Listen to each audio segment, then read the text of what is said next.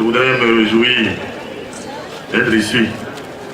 Le maire du Zou aurait souhaité être là pour encadrer le préfet et notre collègue d'Abomey.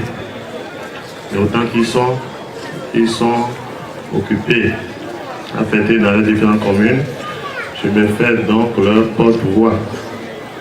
Nous sommes là ce matin parce que nous célébrons notre indépendance.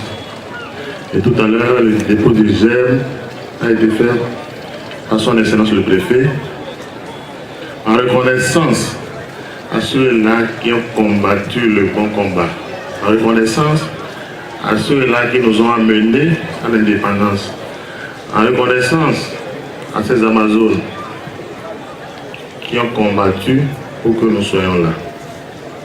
Et aujourd'hui, nous nous devons de nous rappeler de ça. Je voudrais simplement dire que le temps qu'on passe ici est moins important que ce qu'on y fait. C'est vrai, on aurait souhaité faire encore 54 ans, mais parfois un seul être vous manque et vous êtes dépeuplé. Parfois un seul être vous manque et vous êtes repeuplé. On peut faire 100 ans et être inutile, on peut aussi en faire 20 être très utile.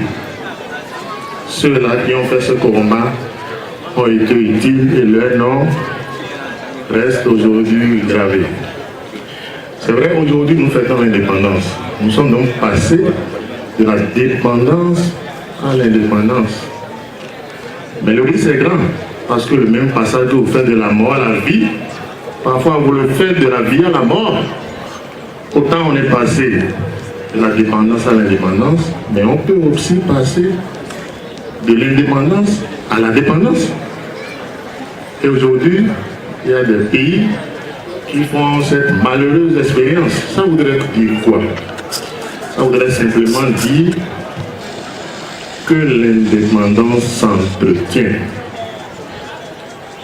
L'indépendance, ce n'est pas un décret qui est là pour toujours. Ça s'entretient. C'est un peu comme le mariage. Lorsque vous vous mariez, quand vous n'y prenez garde, le premier mois, la femme parle, l'homme écoute.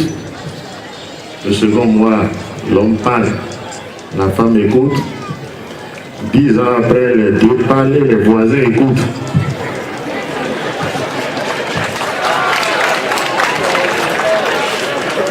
Lorsque vous n'entreprenez pas l'indépendance, c'est comme ça que ça se passe. Et déjà, nous devons nous réjouir, mais nous rappeler que nous ne sommes pas à l'abri.